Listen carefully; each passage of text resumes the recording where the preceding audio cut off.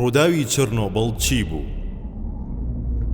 چۆن گەورەترین کاریگەریان لەسەر تەندروستی دروست کرد؟ دوای تێپەڕبوونی زیاتر لە 35 ساڵ بەسەر ڕووداوەکەی چرنۆبڵدا تا ئێستاش کاریگەریەکانی ماوە.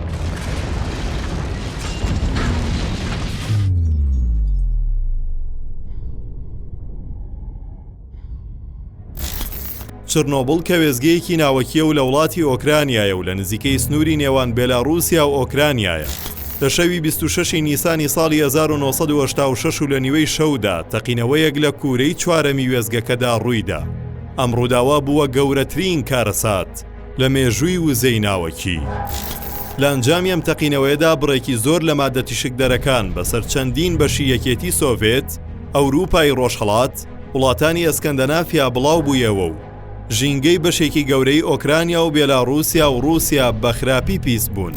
ئەوەش بووە هۆی دەسەڵاتدارانی ئەو ناوچەیە دەست بکەن بە گواستنەوەی خێرای نزیکەی 335,000 کەس لەو ناوچەیە تا لە ترسناکی و پاشماوەکانی ئەو کارەساتە بپارێزرێن.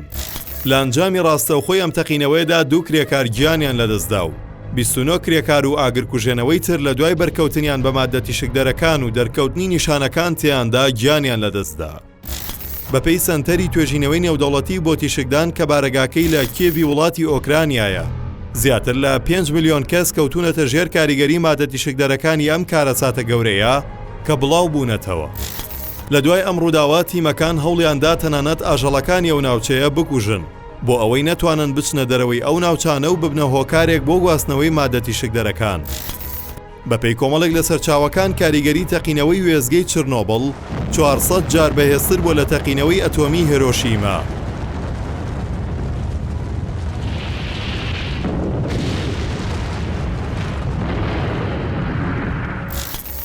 بەدڵنیاییەوە ئەم کارەساتە گەورەیە کاریگەریەکی زۆری لەسەر تەندروستی هەبووە. بۆ نمونە یەکێک لەو مادانەی کە کاریگەری لەسەر تەندروستی مرۆڤ هەیە، مادەی یۆدی تیشکدەر، کاتێک لە دوای تەقینەوەکە ئازاد کرایە ناو هەوا کە لە ڕێگەی هەناسەدانەوە دەچێتە ناو جەستەی مرۆڤەوە.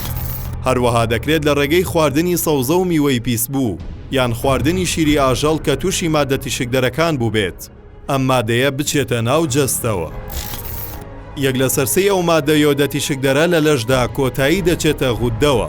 کاتێک ئەم مادەیە تیشک بڵاو دەکاتەوە و کار دەکاتە سەر غوددە و شانەی چواردەوری و دەبێتە هۆی مردنی خانەکان و تێکشکاندنی خوێنبەرەکان کە خۆراک و ئۆکسجین دەگەێنن بە غوددە، کە ئەمەشوا دەکات بەهۆی ئەو خانە مردووانە سیستەمی بەرگری جەستە پەلاماری غوددە بدەن و تووشی نەخۆشیەکانی غوددە و شێرپەنجەی غوددەی بکات، کە بەپێی ئامارەکان تا ساڵی 2005 زیاتر لە 6,000 کەس تووشی نەخۆشی شێرپەنجەی غوددە بوون، لەوانەی کە دانیشتووی نزیک لە ڕووداوەکە بوون.